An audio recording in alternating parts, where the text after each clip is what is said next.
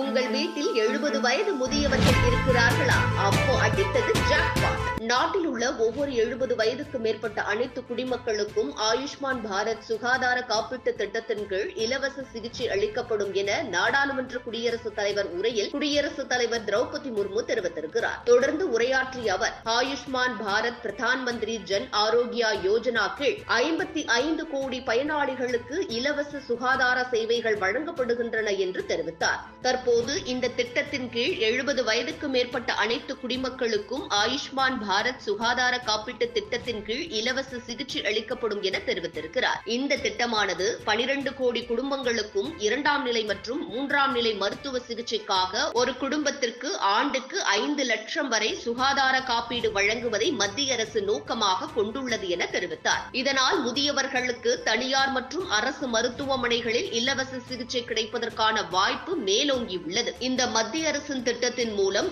ஏழை, நடுத்தர, பணக்காரர்கள் என்ற எந்தவித பாகுபாடும் இன்றி இந்த திட்டத்தின் மூலம் சிகிச்சை பெறலாம். இந்த திட்டத்தை 70 வயதுக்கு மேற்பட்டவர்களுக்கு பதிவு செய்து அட்டை பெற்றுக் கொள்வது எப்படி என்பது குறித்து தற்போது பார்க்கலாம். இந்த திட்டத்திற்கு தகுதியுடையவரா என்பதை அறிய விரும்பினால் இந்த நடைமுறைகள் அனைத்தையும் பின்பற்ற வேண்டும். இந்த திட்டத்தை ஆன்லைன் மூலமாக எப்படி அப்ளை செய்வது என்பது குறித்து பார்க்கலாம். முதலில் உங்கள் போன் அல்லது லேப்டாப் மூலம் அப்ளை செய்வதாக இருந்தால் ABHA என டைப் செய்ய வேண்டும். பின்னர் மத்திய அரசின் அபிஷியல் பேஜ் வரும். அதில் கிரியேட் ABHA நம்பர் என வரும். பின்னர் அந்த பட்டனை கிளிக் செய்யும் போது அதில் ஆதார் அல்லது டிரைவிங் லைசன்ஸ் என வரும். இதில் ஆதார் இருக்கும் புள்ளியை கிளிக் செய்ய வேண்டும். பின்னர் நெக்ஸ்ட் ஆப்ஷன் கேட்கும். இதற்கு பிறகு 4 வடிவிலான விவரங்கள் வரும். இதற்கு கீழ் ஆதார் எண் வரும். அதில் ஆதார் எண்ணை பதிவிட்டு அதற்கு கீழ் அக்ரி என வரும். பின்னர் OTP வரும்.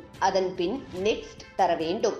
இதற்கு பிறகு அனைத்து விவரங்களும் வந்துவிடும். பின்னர் நெக்ஸ்ட் என கொடுக்கும் பொழுது நமது போன் நம்பர் என வரும். அதனை கொடுத்துவிட்டு நெக்ஸ்ட் என வரும்போது அதன் ஆப்ஷனாக இமெயில் பதிவிட வேண்டும் என கேட்கப்படும். வேண்டாம் என்றால் அதனை ஸ்கிப் செய்துவிட்டு செல்லலாம். பின்னர் நல்ல முறையில் ABHA நம்பர் வரும். அதற்கு பிறகு ABHA அட்ரஸ் இருக்கிறதா என கேட்கப்படும். அவை இல்லை என்றால் நோ என குறிப்பிட்டு பின்னர் ABHA அட்ரஸை பதிவு செய்ய வேண்டும். இதனை அடுத்து OTP வந்த பின்னர் அதனை பதிவு செய்து நம்முடைய அனைத்து விவரங்களையும் பெறலாம். இதனைத் தொடர்ந்து இதனை பதிவிறக்கம் செய்து கொள்ளலாம்.